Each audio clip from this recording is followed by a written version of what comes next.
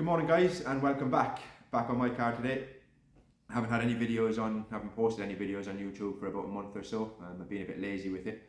Going to try and get back into it now and hopefully upload a video, at least 2 videos a month if possible. We have got lots of stuff going on in the background, and I have been filming lots of stuff as well, so there will be some episodes coming out within the next couple of weeks, especially on the V8. We've made a bit of progress on that, so you'll be seeing that soon. But yeah, for today's video, I'm basically fitting a new crankcase ventilation system to my m54 330.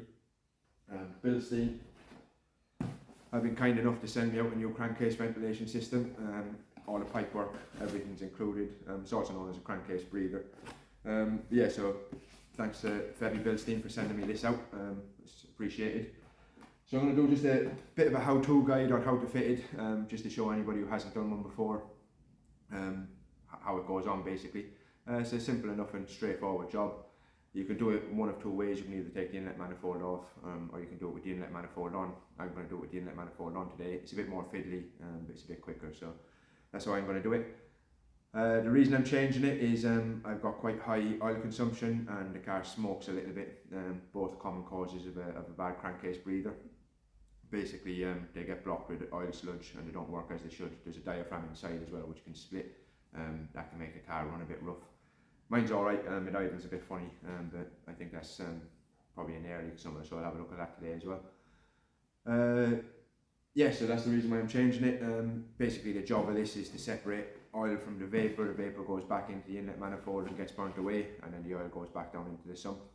Once they stop working, basically that stops happening and oil starts going back into the inlet manifold and you start burning oil. That's why it makes the car run lumpy and smoky. So yeah, so that's the plan for this morning. I'll do a how-to guide on how to do it. I'll try to go in as much detail as possible. Obviously if you have any questions or anything, just drop a comment. And if you are watching the video, hit the like, subscribe, share, all of that stuff. It all helps the channel grow. So yeah, so as I said, hopefully I'll be able to bring a video or 2 a month from now on. I'll try to get stuff back into it if I can. Yeah, so thanks for watching, and hope you enjoy and hope it helps you. Right, so here it is. As I said, it's from Febi Bilstein, so a proper German manufacturer. I don't go for aftermarket parts when doing stuff like this. It's always best to go for an OEM or German brand. At least you know you're getting good quality then, and you won't have to do the job twice. I fitted plenty of these Febi Bilstein ones to other cars and they've always worked good. That's basically why I'm using this one again. As I said, Febi did send this one out to me. I'll drop a link in the description of where you can get one if you need one, and obviously if you have any questions about how to fit it, as I said, just drop a comment. So the kit consists of 2 bits of pipe, all connect to your inlet manifold and your rocker cover and the CCV itself. But this is the main piece. So this is your crankcase breather. Basically there's a diaphragm in there, and that helps separate the oil vapor from the oil. Oil runs back down into your sump, and the vapor goes back into your manifold to be burnt away. As I said, once that stops working, it gets blocked or the diaphragm breaks or splits, oil goes back into your inlet manifold and you start burning oil rather than just oil vapor. Yeah, so that's it. Straightforward. Couple of bolts, a couple of torques held in here and here on the side. And that's basically it. So I'll film as much as possible, and as I said, yeah, if you do need one, I'll drop the link in the description of where you get one from. So tools you need: snips, that's just in case you need to cut any cable ties that are holding the loom in place, a T30 Torx and a T25 Torx. The T30 Torx is to get the bolts out of the cowling on the cover with the pollen filter at the back of your engine. T25, that's for get the CCV, 2 bolts off the CCV. Then just a magnet, because you might need to grab them with the magnet. Short extension, 13 to take the bolt out of the dipstick so you can move the dipstick out of the way. A 10 for your throttle body, they're 10mm bolts, and also for your airbox, and there's 3 10mm bolts to hold the loom on as well. Obviously a ratchet. Stanley knife for some sort of cutting device so you can cut the bottom of the pipe that goes onto your dipstick, otherwise it's a pain to get off. And these are long nose pliers. I didn't have a long nose pliers here, So I just use these screwdrivers to get the clips off just by pushing in each side and then popping them off, and then a clip puller just to get any of the clips off the front cowling on the engine. Yeah, so as you can see, no special tools required and very minimal tools, so most people could do this at home in their garden in a couple of hours with just a small set of tools. As I said, 25 torque, that's 25 torque bit, that's to get the actual CCV off, and a 30 torque bit, which is to get the cowling off the back of your engine. Other than that, you could probably get away with not having a snips, probably get away with not having a Stanley knife and just using a kitchen knife. Probably get away with not using a magnet if you didn't have one, just a chance of losing bolts. As I said, you don't need any of them if you have a long nose pliers to hand. So basically they're the main tools needed for the job, and then a long nose pliers. So as I said, I'm going to do it with the inlet manifold on. So first things to do is get rid of your plastic covers, your airbox, your back pollen filter. So this and this, yeah, so I'll get them off. They're pretty straightforward. It's a couple of clips. Once they're out of the way, I'll start showing you where the CCV is and what else you need to remove. Okay, so first things first is a couple of little clips to hold the plastic on that connects to your airbox off.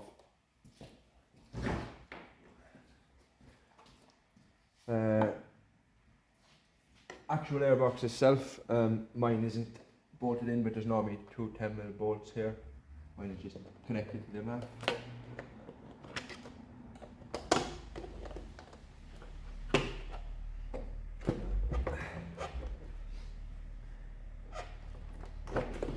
You can pull your airbox up.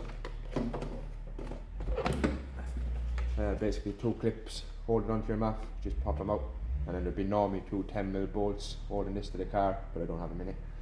So remove that. The actual pollen filter, there's 3 tabs. You just turn them a quarter of a turn and they pop up like so. So basically just turn them a quarter of a turn and they pop out. Lift your pollen filter out, and then at the back of the engine we've got some torques, which are P30s, to remove this tray. There's 4 along the back. Right, so airbox removed, engine cover removed, as we need access to this pipe. The pollen filter and the housing removed off the back of the engine. Unplug your MAF. Next off, you need to take off the intake pipes. Also remove this cover around your loom and your ECU, just makes it easier to access everything. And there's a couple of Jubilee clips down here that are hard to access, so with this out of the way it's much easier, so I'll remove them now.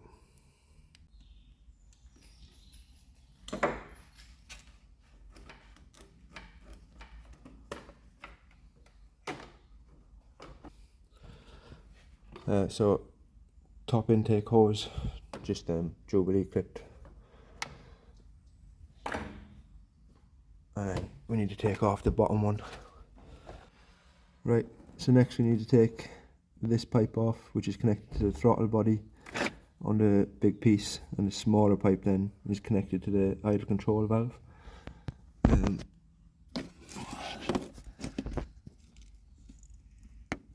So this Jubilee clip to take off this small pipe that's connected to the idle control valve, and then the other Jubilee clip, which is hard to see. You see the one, that big one, no, and there. Instead of BT bullshit. So bottom intake pipe off the throttle body. That one's the one that connects to the idle control valve, and then that one's awkward to get to. That connects onto the throttle body. So intake pipe off. Next, unplug this plug from the throttle body, and then unbolt the throttle body. We say 4 10mm.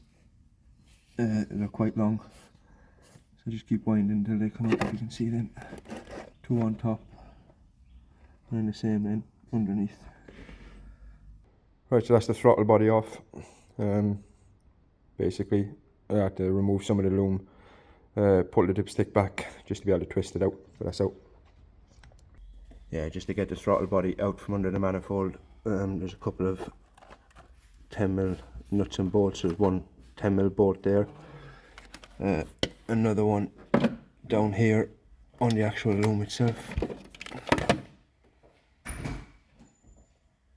and then I just loosened off the 13 holding the dipstick in place just so I could move it back, just to allow me access to pull this loom forward.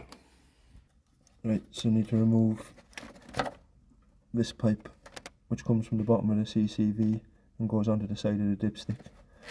I've just put a little slice in it with a Stanley knife just to get it off easier. You're replacing this pipe anyway, it comes with the kit, and they're awkward to get off unless you cut them off. So we have to remove this top pipe that runs along the top of the inlet manifold. This is the new one. It's clipped on that end, and then under the inlet manifold on that end. You need a long nose pliers to push them in on each side and clip them out. I haven't got a long nose pliers, so I've just broke the clips off, and it pops off, and then just pull it out from underneath the wiring, and you can clip this one on the same way basically. Right, so next one off is this one. Once again, long nose pliers, push both of these sides in, and then pull it back. As I said, I didn't have a long nose pliers, so I had to use some screwdrivers, and it was a pain in the arse. Yeah, so that's off now. Once again, as you can see, nice sludge in there. So this is the awkward part. As you can see, that's the CCV in front of it, a little torque bolt in the bottom, and then there's another one up above it. So I have to try access that and get it out. There is another pipe on the left hand side of that which comes down from the rocker cover, so I need to try get that off as well. Probably easier to do this with the manifold off, to be honest. So unclip this one from the crankcase breather under the manifold, same thing. Push the 2 of these in, connects then onto the side of the crankcase breather. Once it's undone, take it off. As you can see, plenty of sludge. Get rid of that. Now I've already taken out the 2 screws that hold the CCV to the inlet, so they're T25 torques. They're awkward to get to. Let's see if I can show you. There's one, and then the other one is up there. So that's out now, just one more pipe connected it. The one that runs through the inlet is disconnected on this side. I'll see if I can wiggle it out without removing that, because it was a pain to get the other one off.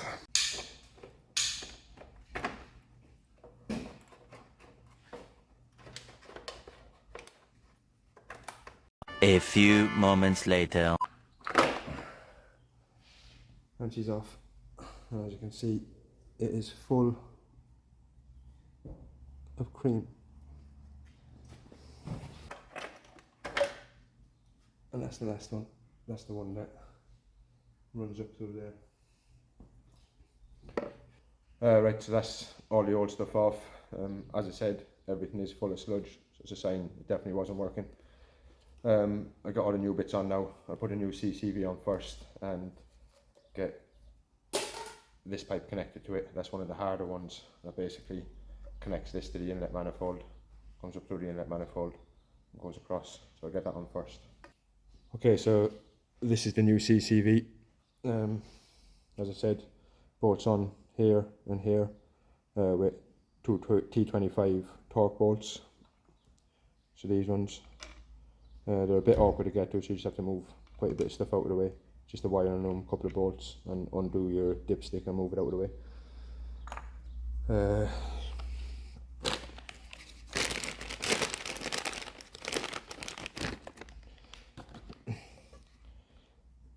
This pipe then, this comes off the side off the top of the CCV and goes up through your inlet manifold, and then that's where the pipe then runs across from here across the top of the inlet manifold.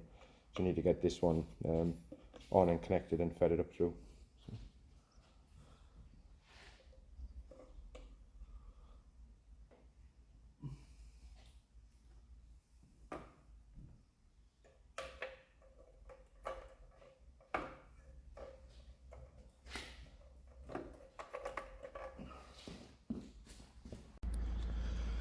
Right,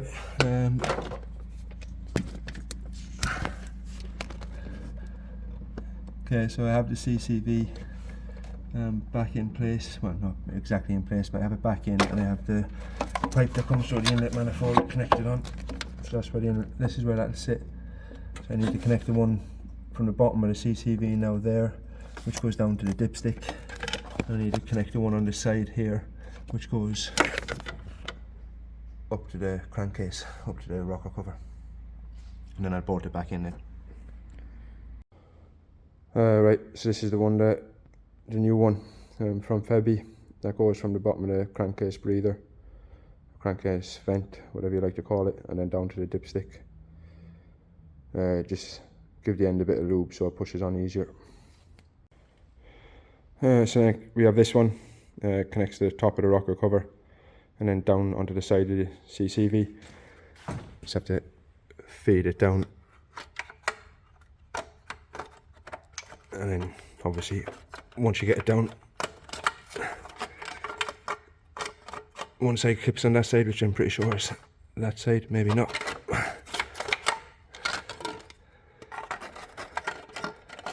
There we go, so that side clicks on, one with a 90-degree angle clicks on that side, and then the other side clicks onto the side of the CCV underneath. Right, so that's one screw in, and then the other one at the top. So I'm just going to tighten them up. And you see the dipstick one is on. Got the one from the rocker covers on. And the one that goes into the inlet, that one's on. Just need to replace the top one, this one from here across in a moment. So that's the CCV all connected. The dipstick tube, it's not connected back to the dipstick yet. I'll bolt that all back in place. I need to get the throttle body back on, get the loom bolted back to where it's meant to be, and then I can get everything else in place then. So I'm just going to put the throttle body back on. Just give it a quick wipe out because it's got a little bit of oil in it.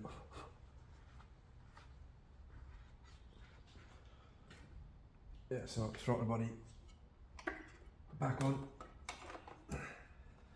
Much easier to get in place, that everything is now removed. As I say that, it doesn't come in.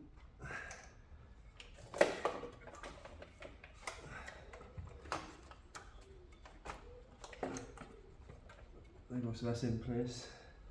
Just need to get some bolts in it to hold it in place.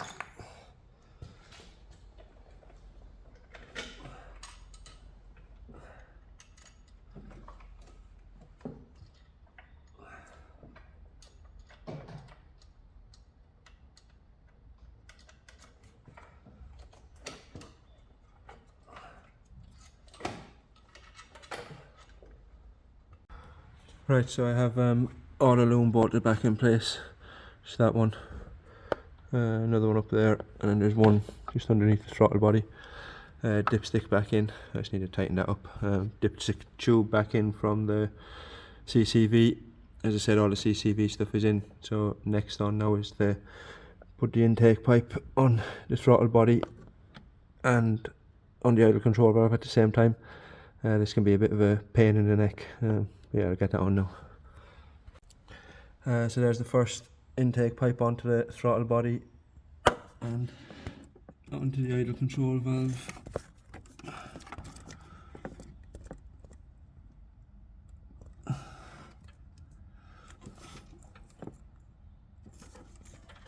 That Jubilee clip is a bit crooked, I need to sort that. So there we have it, all back together, brand new CCV from Febi Bilstein, all installed. Hopefully that cures all my issues. Right, so that's it for this one. As I said, just a quick how-to guide on how to fit a CCV to your M54. It will work on any M54 engine, and I'm pretty sure it's the same on a m52tu as well. E36 M52s are slightly different. If anything, they're a lot easier than doing it on one of these. There's a lot more room to work. With these ones, with the M54s, as I said, you can take the manifold off to do it, or you can do it the way I've done it. The way I've done it is the quickest way. It's just a lot less fiddly, and especially if you've got big hands, it's hard to get to certain bits. But if you take the manifold off and do it that way, everything is attached to the manifold when it comes off, so you can remove everything, put it back onto the manifold, and then drop the manifold back in place. It just takes longer. There's a lot more work to get that off.